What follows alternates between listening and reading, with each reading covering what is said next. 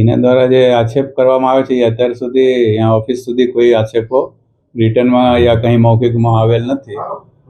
એ કોઈ આક્ષેપ કરેલા હોય એ આક્ષેપ આવે અહીંયા સુધી પછી એના ઉપર તપાસ કરવામાં આવશે. બાકી એને સારવારમાં કોઈ કમી રહેલ નથી. એને જે સારવાર હોય ન્યુરો સર્જરી દ્વારા જે કરવામાં આવેલ હતો એ જે સારવાર ઉચિત હોય વધુ સારવાર કરવામાં આવેલો હતો. લેકિન એ જે પેશન્ટ હતો એ શરૂથી બહુ સિરિયસ અવસ્થામાં આવેલા હતો. રોડ ટ્રાફિક એક્સિડન્ટનો પેશન્ટ, હેડ ઇન્જરી હતો અને એને ઈજાનું કારણે જે તકલીફ હતી એને બધી સારવાર સમયસર કરવામાં આવેલ હતો. તેમ છતાં એને છે તબિયત કભી સારી કભી બિગડતી હતી વચ્ચે વચ્ચે, અને એ સારવાર દરમિયાન જઈને છે ને સભી સારવાર કરવા તેમ છતાં એને મરણ પામેલ હતો. સર, એના પરિવારજનો છે તેના દ્વારા કહેવામાં આવી રહ્યું છે કે ઓપરેશન હતું તે સક્સેસફુલ હતું, ઓપરેશનમાં કાંઈ વાંધો નહોતો, પરંતુ જ્યારથી ડોક્ટરો સ્ટ્રાઇકમાં ગયા પછી કોઈ ધ્યાન નથી આપ્યું, પછીની તબિયત છે તે સ્ટેબલ નથી. ના, એના વિષયમાં કોઈ માહિતી નથી કે સારવારમાં કોઈ, કારણ કે સારવાર જે છે ઇમરજન્સી સેવા ચાલુ જ હતી અને કોઈ પ્રકારનો આઈસીયુ સેવા બંધ કરવામાં આવેલ નહીં હતી.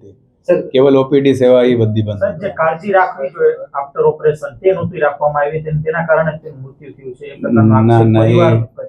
એ ખોટી વાત છે.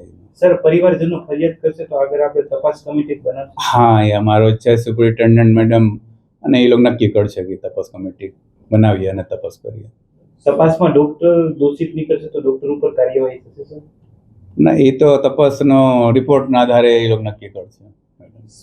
ઇન્જરીના આખો કેસ શું છે?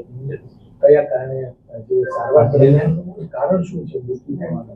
એ બધું તો ડિટેલમાં જે ન્યુરો સર્જરી વિભાગમાં દાખલ હતા એને એચઓડી અને એ લોકો બહુ માહિતી આપી શકે છે. પછી એ બધું ડિટેલ માહિતી લેવા પડે પછી તમને બધાનું જાણ કરવામાં આવશે.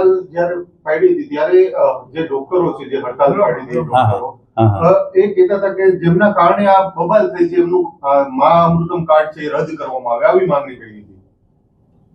ના, એ સબમાં કંઈ તથ્ય નથી. એમાં કંઈ કોઈ પાસે મા કાર્ડ ન હોય ને, કુછ ન હોય તો બી સિવિલ હોસ્પિટલમાં જ્યારે દર્દી દાખલ થાય એને પાસે પૈસા ન હોય, કોઈ કાર્ડ ન હોય, તેમ છતાં સારવારમાં કોઈ કમી રહેતો નથી. આપણે પાસે બહુ ઉપાય છે.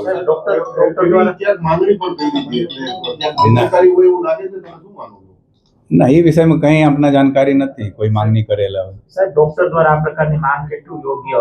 મા કાર્ડની જે વાત કરી રહ્યા છે રિજેક્ટ થવું જોઈએ, તો શું કહેશો? ડોક્ટર આ માંગ કરી રહ્યા છે તો કેટલું યોગ્ય? ના, એ યોગ્ય નથી. એને કાર્ડ તો એ ડૉક્ટરના હાથમાં નથી રિજેક્ટ કરવાનું.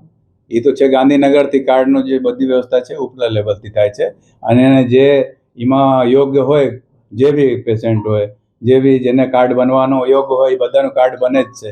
એમાં કોઈ બચ્ચે એ નહીં કરી શકે. આગળની જે તપાસ કમિટી જે સુપ્રિન્ટેન્ડન્ટ સાહેબે કીધું તપાસ કમિટીની રચના કરવામાં આવશે, એમાં કોઈ અત્યાર સુધીમાં બહાર આવ્યું છે જે મારામારીનો જે મામલો છે એમાં કંઈ બહાર આવ્યું છે? એ રિપોર્ટ હવે તક આવ્યું નથી અને ખાલી એવું જે છે જે મારામારી કરેલા હતા એ અરેસ્ટ થયેલા હતા એ પછી હડતાલ સમેટ લેવામાં આવી હતી.